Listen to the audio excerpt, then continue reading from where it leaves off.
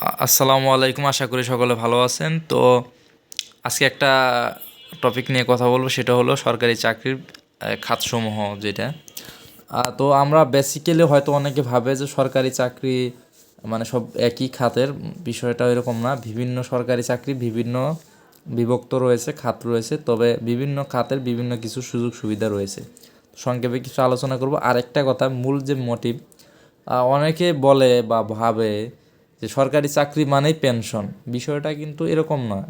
কিন্তু পেনশন কিন্তু সরকারি চাকরি পেলে যে আপনি পেনশন পাবেন সেটা না, বিষয় না।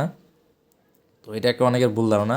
তো আমি ওটা ভাবতাম। তো বিভিন্ন খাতে বিভিন্ন ধরনের সুযোগ সুবিধা রয়েছে এবং এটা নিয়ে আলাদা হয়তো একটা ভিডিও করব। তবে বলে রাখি যে সব খাতেই কিন্তু আপনি পেনশন সুবিধা পাবেন না। আর পেনশন সুবিধাটা হচ্ছে আপনার চাকরি শেষে মাসে মাসে যে বেতন, যেটা আপনার বেসিক চাকরিরত অবস্থায় যেরকম ওই রকম বৃদ্ধি পায় 5% করে হারে। আর পে স্কেল দিলে সেটাও অ্যাড হয় কিন্তু। আর এককালীন যে বিষয়টা হচ্ছে, এককালীন একবারে আপনাকে টাকা দিয়ে দিবে, ওই টাকায় আপনি যা ইচ্ছা তাই করতে পারেন বা ব্যাংকে রাখেন, যা ইচ্ছা তাই করেন। তো এটা হলো বিষয়। তো এখন আসি মূল কথা। প্রথমে তো আমি বলবো যে যেটা হচ্ছে 5 নাম্বার পজিশনে রাখবো, সেটা হলো স্বশাসিত।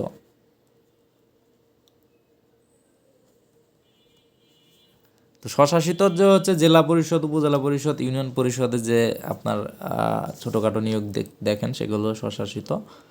মানে তো এগুলা আপনার মোটামুটি নিজ জেলায় করা যায়, উপজেলার ভিত্তিক বা ইউনিয়ন ভিত্তিক।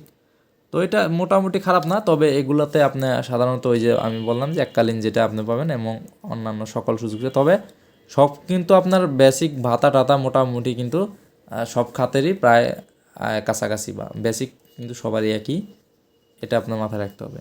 তবে মূল পার্থক্যটা হচ্ছে পেনশন আর এককালীনের বিষয়টা। তারপরে হচ্ছে আপনার হচ্ছে হলো স্বায়ত্তশাসিত না সংবিধিবদ্ধ। তো এটাও আপনার আলাদা কিছু মানে খাত, মানে এটা আরেকটা খাত, এটাও আপনার মোটামুটি ভালোই। তবে আমি বলবো যে এগুলা আপনার যদি সম্ভব হয় পারতপক্ষে অ্যাভয়েড করা উচিত। তারপরে আছে স্বায়ত্তশাসিত।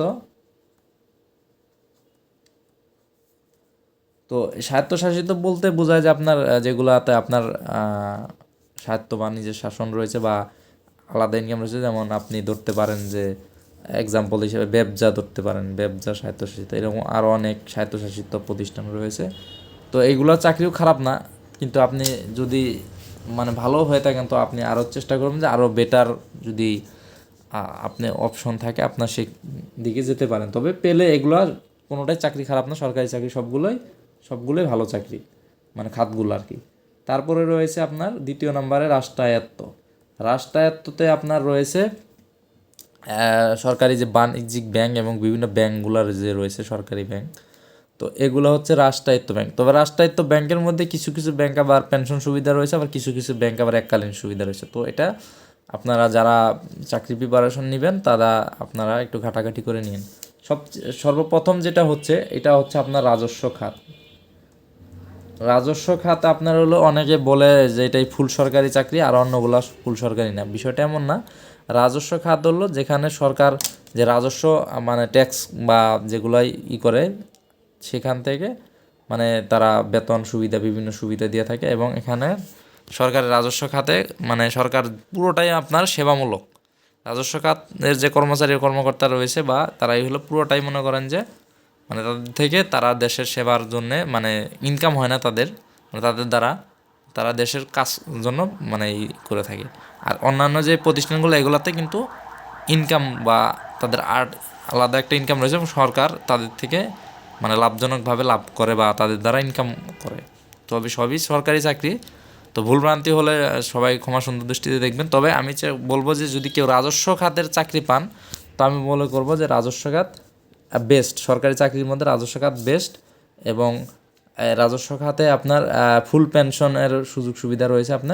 আপনি পেনশন পাবেন আর প্লাস আপনি অর্ধেক যে টাকা ধরা হবে অর্ধেক টাকা আপনি এককালীন হিসেবে পাবেন আর অর্ধেক পেনশন হিসেবে পাবেন, যেটা মাসে মাসে আপনি পাবেন। আর এটা পে স্কেল হলে বাড়বে এবং বেতন বেসিক প্রতি বছর বাড়বে।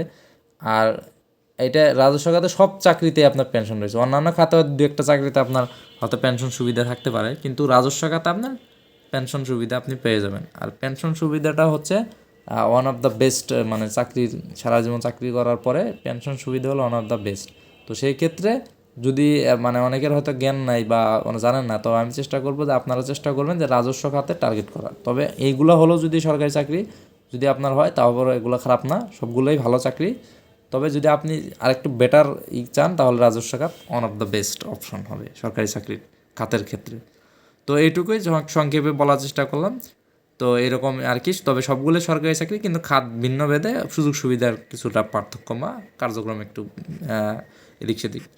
তো সকলে ভালো থাকেন আর আমার চ্যানেলের সাথে থাকেন নিত্য নতুন ভিডিও পাওয়ার জন্য। আল্লাহ হাফেজ।